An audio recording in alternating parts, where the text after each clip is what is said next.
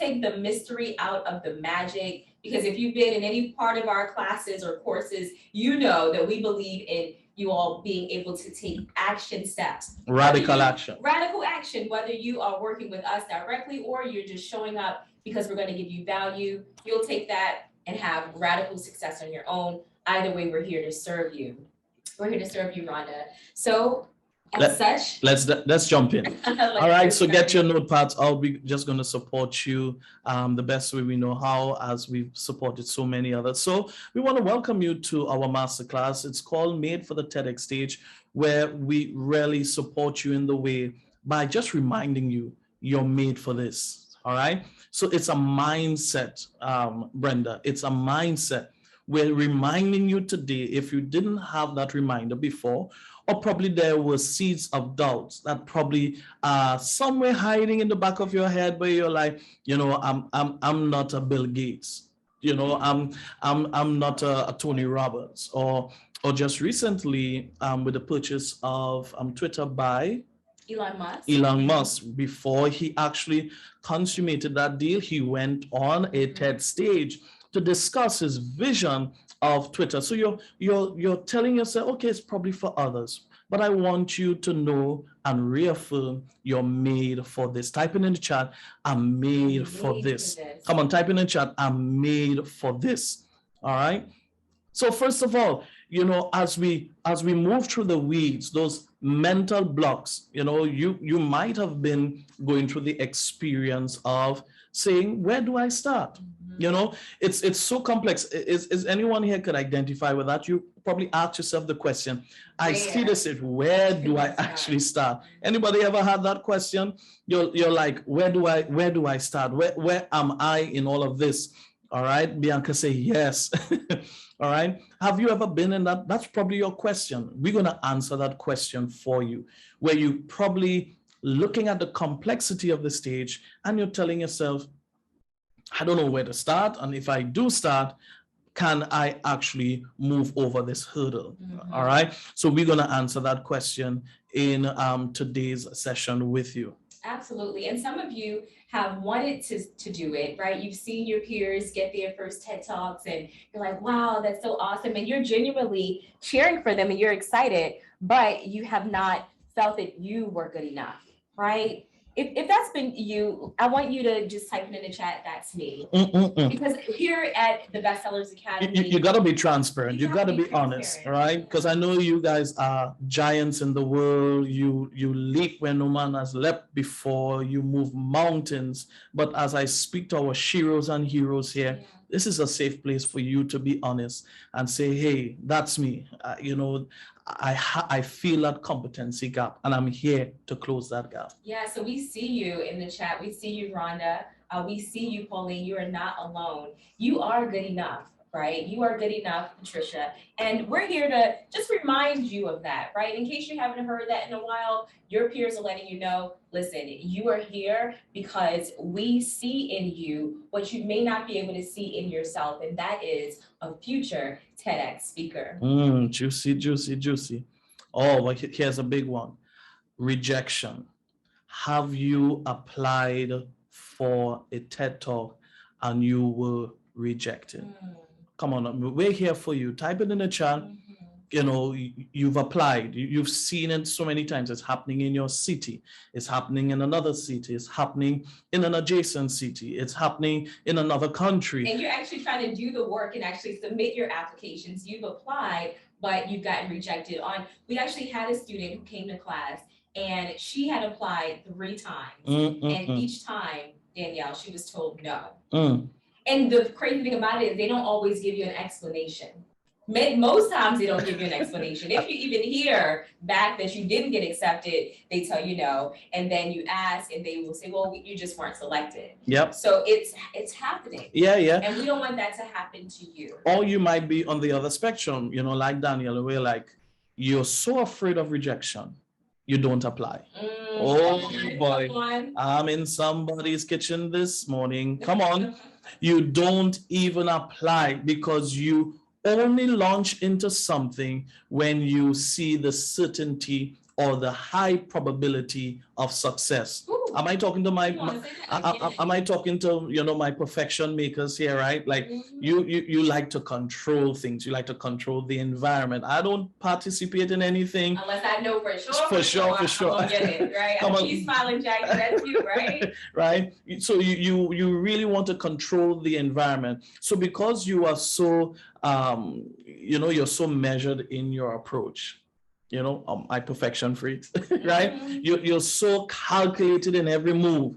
Am I talking to my decision makers here? Right? You don't launch into anything until you know what's ahead. Right. And if I don't know, I don't want to get that you know, that letter or that email. Thank you so much for applying. You know, just have this nice canned response. Yeah. Unfortunately, from there you see the word unfortunately. It's like I'm not reading the rest. Right. I'm not reading the rest. Bianca, could you identify with me with this? Yeah. Alicia. I see police that you're talking to me like that. You know, you play it safe because of fear of rejection. Nobody likes to feel that feeling, but it is a reality because the TEDx platform, as you can appreciate, Beverly, it is very competitive. It is. Right? The TED brand itself, they don't want just any old speakers gracing their stages, right? They want folks who are qualified, and you are qualified to some degree, but you got to make sure that your qualifications marry with the expectations. Oh, say that one more time. You got to make sure your qualifications, Alicia, marries with the expectations of those who are hosting TEDx event. That's right. That's right. So we are definitely going to help you navigate these uncertain paths so that you can land your first TEDx talk. That's right. So that is the purpose of this masterclass. We want you to be able to take advantage, Rosonia, of the audience of 12 million plus people growing every day who are looking to TED for inspiration, for motivation, for information to grow their lives, to live better, live beyond what they see. That's the value of the TEDx platform. In addition, it gives you a global audience. Some of you are trying to figure out, how do I stop just speaking to my friends and my family who are tired, right? Of hearing my same message after 20 years of doing the same thing. And anybody like that, you're looking to expand your reach, or you're looking to expand your vertical, right? So you're probably accustomed speaking probably in church circles, corporate circles, and you're like, hey, I just need to diversify, you know, my reach. And how can I do that in such a strategic way where it's not costly, or it's leaving me in my own head? Okay, how do I do this? Who do I know? How do I do this? Who do I know? Anybody's in that circles or circuit? All right, I see you, Jackie. How do I do this? The TEDx platform allows you to expand your reach and to diversify your reach in such a strategic way because the platform is diversified already. Yes, yes. So it answers that question. So many of our students, they're able to find their JV partners there. They're able to find new speaking opportunities there. All right. So I want you to see TEDx not just as the glorified red carpet experience. Because I know there are some of you who like, I want to do a TED Talk just to put that on my bio, right? I'm a TED speaker, right? I see Jacqueline smiling like, yeah, I want to get that trophy. But I want you to know there is more behind it. And as your master facilitators, we want to show you, we want to give you, you know, that type of strategic view that as the stage is free, as the stage in itself is a non-profit stage that is curated for change agents, for those to contribute in the area of technology, education, and design, you have the bonus experience to be able to have exposure to possible clients, possible leads, possible partnerships. And let me just interject there. Yeah, because what we do is we sometimes over glamorize those you know, certifications and those brand things that help us look good on social media, right, Kinsey? But we want you to see this as something deeper. Somebody say it's deeper than that. Type it in the chat. It's deeper than that. Come on, type it in the chat. It's not about just being on that stage and having the ability to say, oh yeah, I did a TEDx talk. Y'all go check the YouTube, right? I did this thing. Yeah. It's really about making sure that this is a springing off point, right? Thank you, Mariah. I see you. It's deeper than that. That's right, Sonia. It's a jumping off point, Kanaya, so that you can then translate what this brand cachet gives to you into your business. Right. You know, I remember my executive coach, Lisa, she talked to us about how she was able to be a master facilitator in The Secret. And The Secret was such a powerful piece of literature. But amongst all of the contributors in The Secret, you know, they have this brand cachet. I was a master facilitator in The Secret. And everybody's like, wow, wow, wow.